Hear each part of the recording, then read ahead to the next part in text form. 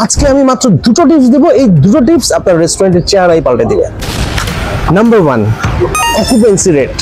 একটু খেয়াল করে দেখুন তো যে আপনার রেস্টুরেন্টে যতগুলো টেবিল আছে প্রতিদিন কি সেই টেবিলগুলো প্রতি সময় ভরা থাকে? দেখা গেল যে আপনার রেস্টুরেন্টে প্রতিদিন 50% ভরা থাকে বা 60% ভরা থাকে। এই খালি যে টেবিলগুলো, এটা কিন্তু আপনার প্রতিদিনের লস।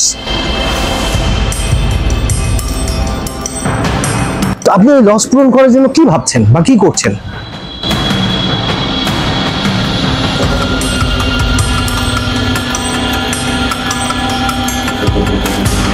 সো আপনার অকুপেন্সি রেট বাড়াবার জন্য আপনি নানান ধরনের অফার নিয়ে আসতে পারেন।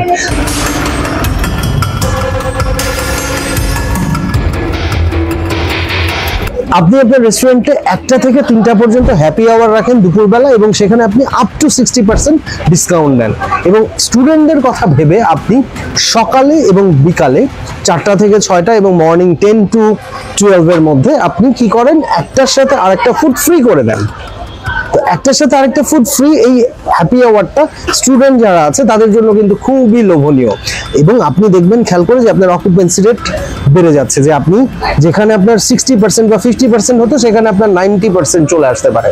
এবং সবচেয়ে গুরুত্বপূর্ণ যেটা, যে এই অকুপেন্সি রেট বাড়াতে গিয়ে আপনি কি করলেন, যে গেস্টকে আপনি সময় দিয়ে দিলেন অনেক বেশি, তাহলে কিন্তু আপনার একটা টেবিল একবারই ব্যবহার হচ্ছে।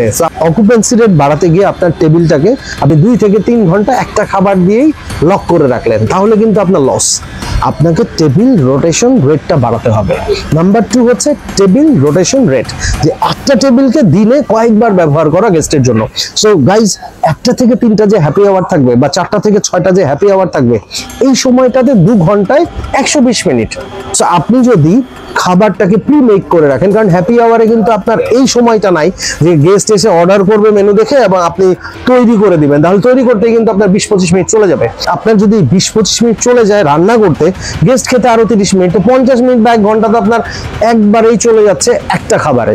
সো আপনি যদি এই খাবারটাকে 3বার টেবিল রোটেট করে খাওয়াতে পারেন, ধরেন 40 মিনিটস করে দিয়ে দেন, আপনি 10 মিনিটস দেন হচ্ছে খাবার প্রিপারেশনের জন্য, আর বাকি 30 মিনিটস রাখেন আপনি হচ্ছে গেস্টকে খাওয়ার সুযোগ করে দেওয়ার জন্য, তাহলে টোটাল 40 মিনিট দিয়ে যদি আপনি ভাগ করেন, তাহলে কিন্তু 2 ঘন্টায় 120 মিনিট আপনি 3বার ব্যবহার করতে পারতেছেন ওই একটা টেবিলকে। আর যেহেতু আপনি হ্যাপি আওয়ার দিবেন, তখন গেস্টের কিন্তু একটা টেন্ডেন্সি থাকে যে আমি কম টাকায় খাবার পাচ্ছি, সো আমাকে টাইমটাও মেনটেন করতে হবে। সো এইভাবে করে আপনি আপনার অকুপেন্সি রেট বাড়াতে পারেন এবং টেবিল রোটেশন রেটটাকেও বাড়াতে পারেন। সো আপনার রেস্টুরেন্টে যদি আপনি এই দুটো বিষয় খেয়াল করেন, যে আপনি কিভাবে অকুপেন্সি রেট এবং টেবিল রোটেশন রেটটা বাড়াবেন, তাহলে নানান ধরনের অফার, এবং ডেফিনেটলি মাথায় রাখবেন এই অফারগুলো যেন ওর্দি হয়। Thank you.